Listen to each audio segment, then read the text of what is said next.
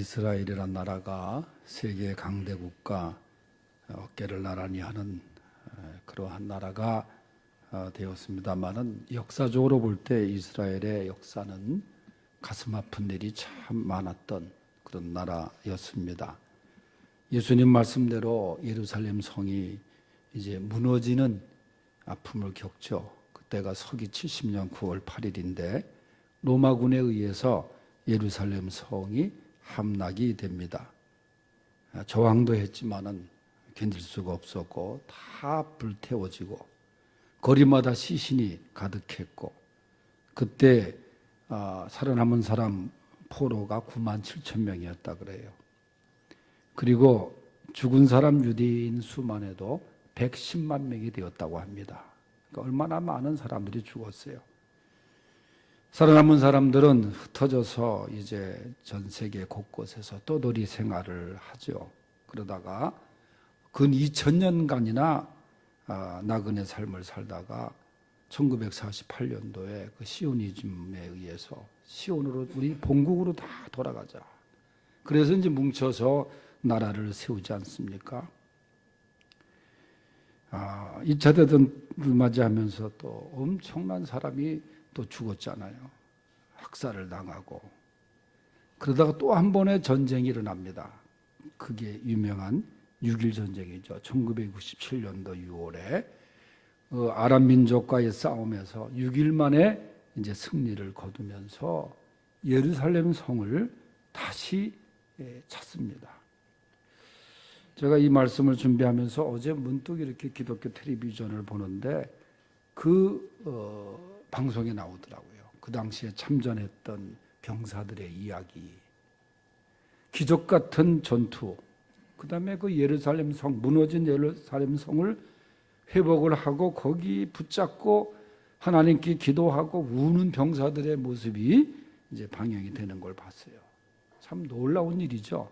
어떻게 그런 그 군사력도 또 병력도 부족한 이스라엘이 어떻게 그 전쟁에서 승리할 수가 있었을까? 이스라엘 그 사람들은 하나님이 함께 하셨다. 그렇게 얘기를 했고 거기에 따른 그 간증거리들도 많더라고요. 그 소위 말하는 통곡의 벽에 눈물을 쏟으면서 구약을 외우고 기도하는 그 모습들이 쭉 인상적이었어요. 이렇게 이스라엘 백성들이 애굽에서 나온 이후에 또 그 광야 생활을 오랫동안 했습니다. 왜 하나님께서 이 지중해 연안으로 가면 일주일만이면 가나안 땅에 갈 수가 있어요. 근데 이렇게 오랜 세월 동안을 돌리셨을까? 그 빠른 길을 놔두고 왜 광야라고 하는 곳으로 이스라엘 백성들을 몰아서 몇십 년 동안을 그곳에서 살게 하셨을까? 분명히 거기에는 하나님의 뜻이 있는 줄로 압니다. 물론 이스라엘 백성들의 잘못된 모습 속에서도 자초한 일도 될 수도 있어요. 그런데 이러한 광야의 생활, 우리 신앙생활에도 이 광야와 같은 그런 시간이 있고 광야와 같은 그런 훈련의 기간이 있다고 생각합니다. 성경에 보면은 이 광야에서의 신앙적인 훈련을 받고 하나님 앞에 귀히 쓰임받은 인물들이 많습니다. 믿음의 조상 아브라함도 광야에서 그가 장막을 치고 하나님 앞에 경배하고 믿음으로 나갔습니다. 그의 아들 이삭도 광야에서 생활하면서 우물을 파면서 신앙생활을 했습니다. 야곱도 그렇고 요셉도 광야와 같은 깊은 삶을 살면서 하나님께서 함께 하시는 가운데 형통함을 얻었습니다. 오늘 지도자 모세도 그가 이스라엘의 민족의 지도자가 된 것은 그 지도자의 자질로서 애굽의 훌륭한 궁전 교육도 중요했지만 그는 미디안 광야에서 하나님과의 만남을 통하여 영성을 쌓았습니다. 신약에 보면은 세례요한이 광야에서 메뚜기와 석청을 먹으면서 주의 오시는 길을 예비하는 선지자의 삶을 살았습니다. 그리고 예수님도 광야에서 40일을 금식하시면서 공생애를 준비하셨죠. 사도 바울도 담메색 도상에서 주님을 만난 이후에 아라비아 광야에서 기도하며 몇 년을 보내고 사역을 준비했습니다. 이렇게 믿음의 사람들은 다 광야라는 곳에서 믿음을 훈련했고 또 하나님과 만났고 사역을 준비하고 했습니다. 어떻게 보면은 이 광야라고 하는 곳은 우리 믿는 사람들이 반드시 싫든 좋든 간에 가야 하는 하나의 신앙의 과정이 아닌가도 생각을 합니다. 그런데 하나님께서 오늘 이스라엘 백성들을 광야로 몰아서 인도하신 것은 거기에 의미가 있다는 거죠. 오늘 광야가 주는 교훈이 무엇인가? 신앙생활에 있어서 광야 생활이 주는 의미가 뭔가? 첫째는 이 광야는 절대 지름길이 없다는 거예요. 많은 사람들은 우리를 포함해서 우회의 길보다는 다 지름길을 좋아해요. 왜냐하면 빠르기 때문에, 편하기 때문에. 길이 저쪽에 나 있는데도 누군가로부터 시작한 그 지름길이라고 조금 빠른 길이 이제 발자국이 있으면 그걸로 계속 가다 또 하나의 길이 나는 게 우리의 모습 아니에요. 그래서 뭐든지 좀 빨리 하고 싶은 거예요. 제가 말씀드렸지만 식당에 가서도 자기가 먹고 싶은 메뉴를 안 시켜요. 빨리 되는 거 시키지. 그래서 뭘 먹으러, 뭐가 빨리 되냐. 그게 우리의 특성이에요. 한동안 우리가 외국에 처음 여행 갈 때 그 외국 사람들이 한국 사람들 몇 팀 받고 난 다음에 제일 먼저 배우는 게 뭐예요? 빨리빨리. 빨리빨리야, 빨리빨리. 이 광야는 지름길이 없어요. 여러분, 이스라엘 백성들이 애굽을 나와서 그 통과한 시내 반도는 삼각형 모양으로 구성된 사막입니다. 말씀드린 대로 왜 하나님이 가나안 땅으로 인도하시면서 아름답고 경치 좋은 북쪽에 그 지중해 연안을 끼고 좀 바다도 바라보고 경치를 바라보고 그렇게 하면 먼저 여행길도 덜 피곤할 텐데 왜 글로 인도하시지 않고 낮에는 몹시 뜨겁고 밤에는 몹시 추운 남쪽에 멀고 먼 광야의 길로 인도하셨을까? 그것도 일주일이면 가는 길을 무려 40년 동안이나 헤매게 하셨어요.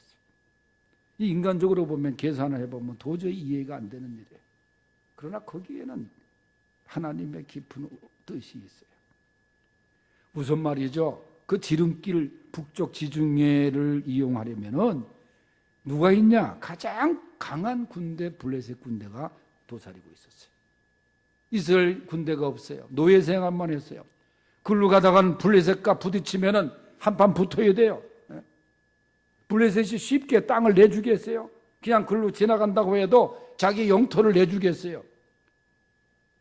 그래서 이스라엘은 그곳으로 갈 수가 없었습니다. 아마 싸움은 질 수밖에 없는 거예요. 430년간 노예 생활만 했는데 군대 생활한 것도 아니고 말이죠. 백전백패. 지난 주일날 제 후배가 예배 참석했는데 그 후배 이름이 백승이에요. 내과 의사인데 백승. 이름 참 옛날 고등학교 때부터 참 멋있다 그랬어요. 그래서 예배 끝나고 차 한잔하러 제 방에 왔더니 우리 김경 목사님이 몇 번 더 이겨야 백승이 됩니까? 딱 아주 바른 이름을 듣고 질문을 하시더라고. 백승. 그런데 이스라엘 백성들이 블레셋과 싸워서 이길 수가 없어요. 백패지 그거는. 그래서 하나님은 이스라엘 백성들을 그 나약한 연약한 준비 안 된 이스라엘 백성들을 광야 훈련을 통해서 하나님께서 어떻게 보면은 무장을 시키기 위한 하나님의 작전 타임의 시간이 아니었는가. 여러분, 우리도 빨리 가고 싶은 길이 있을 거예요. 지름길이 좋아 보이고 매력적일 수도 있어요. 그러나 지름길이 위험하다는 겁니다. 지름길이 편하고 빠른데 왜 내 가는 길이 이러냐 할 수도 있어요. 그러나 지나고 보니까 그 우회의 길 속에 하나님의 엄청난 은혜와 계획과 섭리가 있었음을 여러분 기억할 수 있기를 바랍니다. 하나님이 인도하시는 길은 틀림없는 길이에요. 내가 조급해서 그렇지 하나님이 인도하시는 길이 생명의 길이요 영생의 길이에요. 세상의 길은 넓은 길을 좋아합니다. 주님도 좁은 길을 명하십니다. 물론 광야의 길이 힘들어요. 그러나 하나님은 이스라엘 백성들을 광야에 그대로 버려두시지 않았어요. 낮에는 뜨거운 태양빛을 가려주면서 행군을 하게 했어요. 밤에는 추운 기운을 불기둥으로 따뜻하게 해주기 위해서 인도하셨어요. 여러분, 하나님은 우리를 그대로 버려두시지 않는 분이십니다. 말씀의 기둥으로, 구름 기둥으로 인도하시고 불기둥의 뜨거운 은혜로 함께 하시는 하나님이십니다. 두 번째는 광야는 원망 가운데 하나님을 만나는 곳입니다. 오늘 본문을 쭉 읽어보면은 하나님 편에서 또 모세 아론 입장에서 보면은 좀 짜증스럽기도 하고 실망스러운 표현이 나오는데 그게 뭐냐면 원망이라는 말이에요. 원망. 원망이라는 말이 7번이나 등장해요. 이 본문에. 하나님을 원망하고 지도자를 원망하고 왜 우리들을 그저 종살이하게 만들면 배는 안 고팠을 텐데 왜 우리를 광야로 인도해서 굶주려 죽게 하는가. 이 배고픔의 문제를 가지고 모세를 원망하고 하나님을 원망해요. 언제는 노예 생활이 힘들다고 신음하고 구원해달라고 그래놓고 이스라엘 백성들이 원망합니다. 우리도 사실 얼마나 원망을 많이 하는 존재입니까? 원망의 대상도 얼마나 많습니까? 문제가 생기면 나에게 책임을 생각하지 않고 다른 사람 원망하고 환경을 원망하고 말이죠. 그런데 오늘 이스라엘 백성들이 하나님을 그렇게 원망하는 거예요. 그런데 하나님께서 그 원망을 다 들어주시는 분이에요. 우리가 이왕 얼마나 원망스러운 일들이 많이 있겠어요. 하지만 그 원망의 소리를 하소연을 하나님께 하라 그 말이에요. 이스라엘 백성들이 하나님께 원망한 거예요. 하나님이 원망한다고 때리시지 않잖아요. 다 들어주시고 같이 아파하시고 그래서 그 원망을 들으신 하나님, 광야에서 이스라엘 백성들의 원망을 들으신 하나님, 지도자의 기도를 들어주신 하나님, 그래서 우리의 광야에서 우리는 광야의 현실만 바라보는 것이 아니라 지켜보시는 하나님께 간구하여 그 원망을 감사로 바꿀 수 있는 그런 귀한 성도들이 될 수 있기를 바랍니다. 세 번째는 광야는 생수의 은혜가 있는 곳입니다. 오늘 본문 다음 장에 보면은 만나에 이어서 이 생수의 반석의 샘물의 이야기가 나옵니다. 광야에서 또 백성들이 원망해요. 왜 우리를 광야에서 목말라 죽게 하느냐? 광야라는 곳이 물이 있겠어요. 광야는 목마름의 연속인 곳이 광야입니다. 여러분, 이스라엘 백성들이 마실 물이 없어 목마름이 있었지만 지금 우리의 목마름은 뭡니까? 영혼의 목마름, 정신적인 목마름, 사랑의 목마름, 이걸로 지쳐있지 않습니까? 곳곳에 목마름의 외침이 얼마나 많습니까? 이 목마름의 근본 원인은 뭐냐? 하나님의 말씀이 들려오지 않기 때문이에요. 현대 정몽원 회장이 죽기 전에 제가 이야기를 그분한테 들은 건 아니고 지인한테 들었는데, 아버지의 대를 이어서 현대가를 이제 물려받고 금강산 개발을 하고 현대아산에 주력 사업을 하지 않았어요. 그러다가 이제 북한에 돈 준 것 때문에 문제가 되고 그다음에 선상에 오르고 하다 보니까 굉장히 괴로웠대요.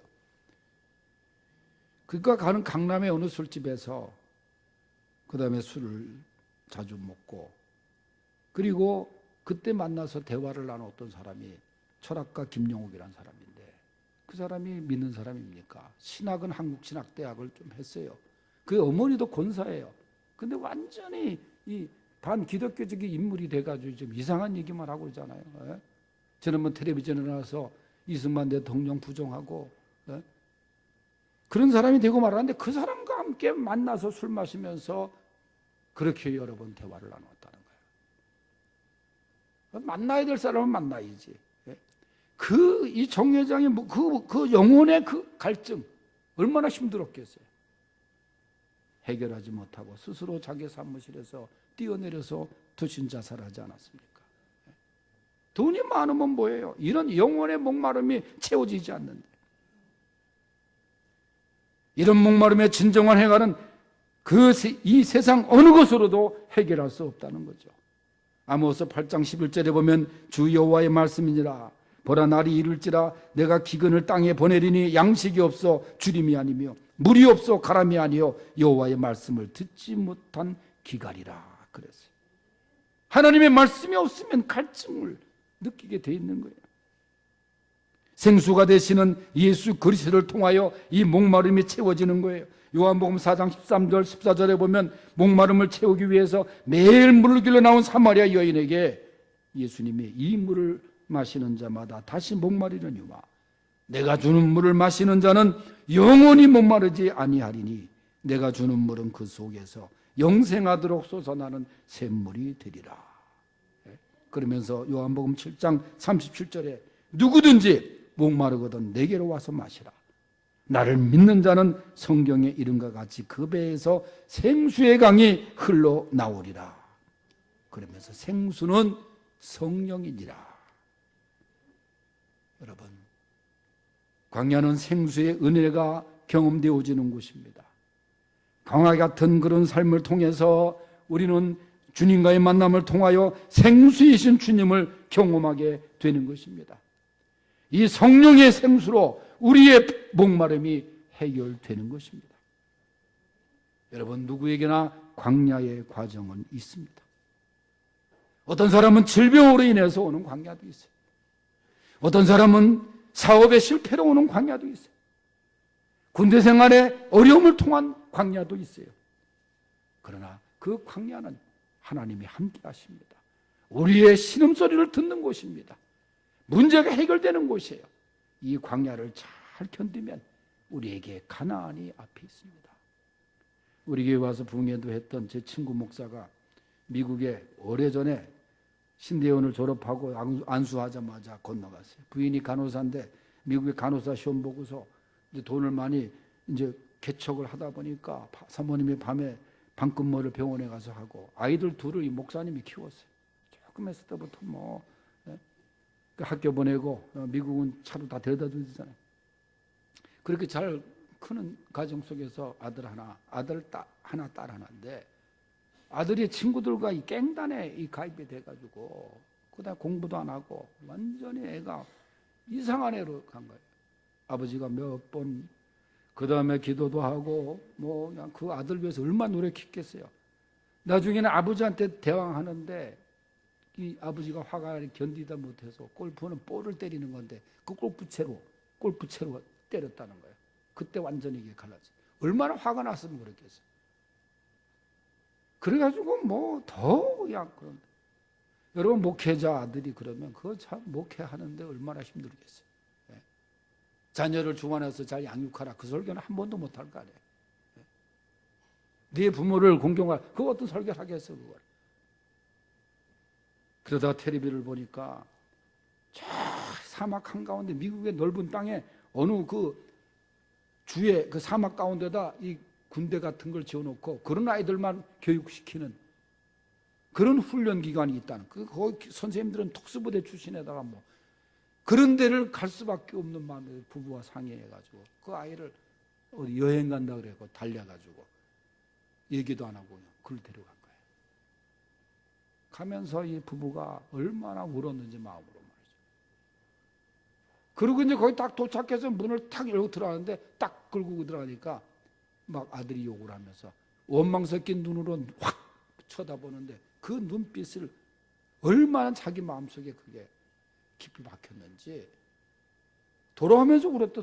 돌아오면서도 그 광야 한가운데 있는 그 정말 군대보다도 더 훈련이 심한 교육시설이 그걸 맡기고 온 거예요. 그런 일이 있었는지 몰라서 제가 거기 이제 미국 가면 그 친구 집에서 잤는데 그런 과정 전에 제가 방문했었기 때문에 그걸 와서 저한테 얘기를 하는 거예요. 근데 감사하게도 거기서 얘가 잘 견디고 그래가지고 이제 수료를 하고 그 광야 교육을 잘 마치고 그래서 제가 몇 년 전에 갔더니 LA에 있는 신한은행 은행원이 돼가지고 이제 아주 건장한 청년으로 결혼까지 하고 말이죠. 개 한 마리 큰 거 키우고 그러고 살더라고.